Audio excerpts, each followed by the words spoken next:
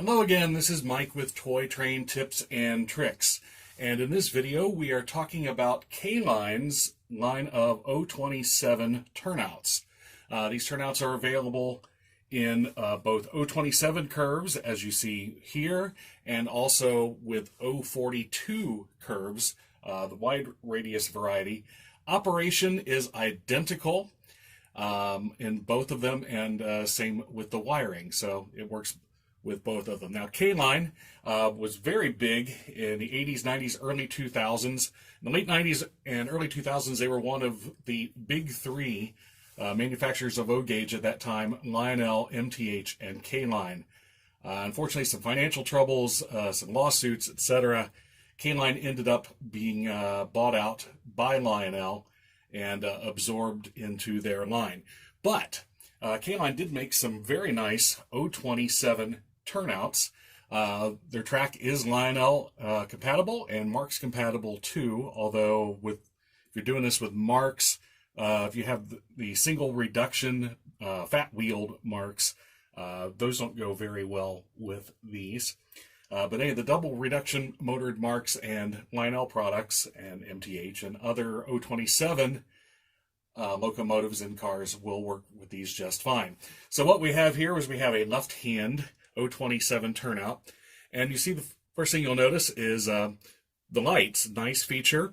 When properly wired, we have a green light on both the switch and the controller, and when it throws, red light on both the switch and the controller. So lighted indicators, that's nice on the layout. Adds a little bit of color and action to what's going on. Secondly, these feature the safety non-derailing feature that most O27 turnouts have. Lionel's from 1953 onward and such. And what that means is, well, first of all, in order to make the non-derailing feature work, you have to make sure that here and here, the inside, these have to have insulated track pins. That isolates this section of rail so that when the metal wheels of the cars go here, it completes a circuit from here to here and throws the switch in the proper direction.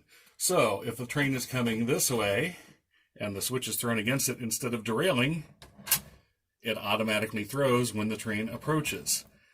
Same thing for this way. If it's thrown against it, got to get it on the track here so I don't short things out, and boom. So the train can go on continuously. Obviously, coming in from a facing point direction, it doesn't decide.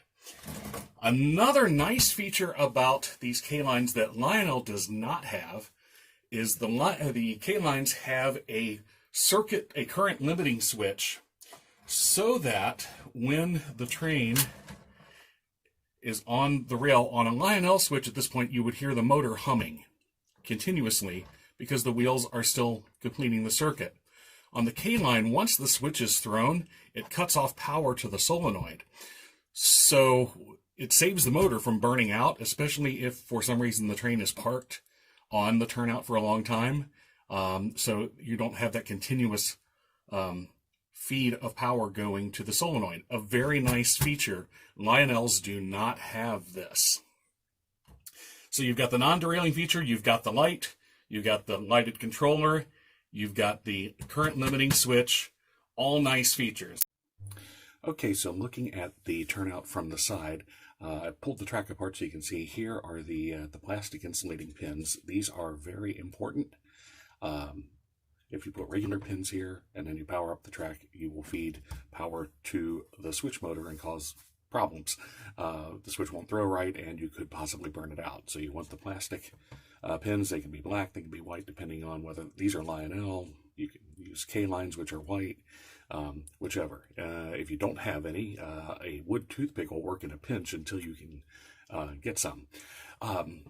So we also see the big difference between the K-Line and your typical Lionel turnout is the number of posts. Lionel will have 3. K-Line, we have 5. So what do these 5 posts do? Well, starting here on the right, this post connects to your common. This connects both to the common rail and also goes, if you're using the K-line controller, the center wire of the bundle of 3, the one in the middle, trace it down, that goes to your common post right there. You don't necessarily have to have this wire. I've got it here just on my workbench, but normally your common is provided by the track power coming from elsewhere. Or if you're using something besides the controller, you can use that as an extra lock-on to provide common to the switch. But basically, again, this is your common. Center wire of your controller goes there, and you can also add a common to feed power to the track if you so desire. These next two come to the controller, and they connect to the opposite sides of the solenoid, the switch motor, and depending on which one is activated by the controller, controls which way the switch is thrown. Which one goes where? I connect them and reconnect them, basically trial and error, in order to get them to match up with the controller.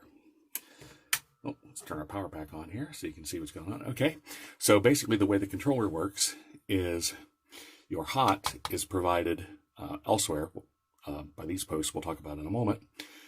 Your common comes from your track, goes here, goes out to the controller, and the controller is essentially a single pole, double throw momentary contact switch, just a big one.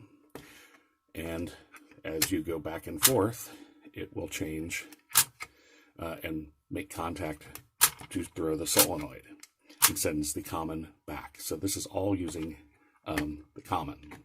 These two go to the switch controller. Now, this next one, and you see this bar, this comes with the switch if it hasn't been disconnected. Here you can have your choice of whether you're using track power or accessory power to power your turnout. In this configuration, this goes to the solenoid, goes to provide power. Here I have it hooked up using power from my workbench, but if I were using track power, and I had, this light's going to go off here. Okay, if I were using track power, I would have it just like this, and as I turned the power up to my track up and down, it would affect the amount of voltage going to my switch. So I wouldn't have to do anything if I just wanted to use track power. However, if I want to use, there we go, disconnect this puppy. If I want to use accessory power, I swing this out this way and attach my accessory power from my accessory transformer. Here I find for these 14 to 16 volts works great. Closer to 14. If you go with the full 16, your light bulbs can get very hot and they tend to burn out a little faster. But you don't want less than that because you want to make sure you get a good solid throw from the turnout. If it goes only halfway and the circuit, the power limiting switch activates, then you might not get the automatic anti-derail feature like you want. And it might throw halfway in between, and a train coming here facing point will split the switch. So 14 to 16, I wouldn't go less than 14 volts on that. So if you're using accessory power and wiring it up here, then this becomes an optional. You could run track power here and use this as an additional track power lock-on for your layout, because this feeds to the center rail. So when this is connected across here, you're taking power from the center rail and sending it to your solenoid. That's what this is doing. So this attaches to the solenoid of the switch motor. This is your hot. This goes to the center rail. Slide it together for track power, separate it for accessory power, and then this becomes an optional extra power feed for your center rail. And that's how your K-line turnouts operate, whether it's the O27 version or the O42 version. So there you go. I hope you liked the video.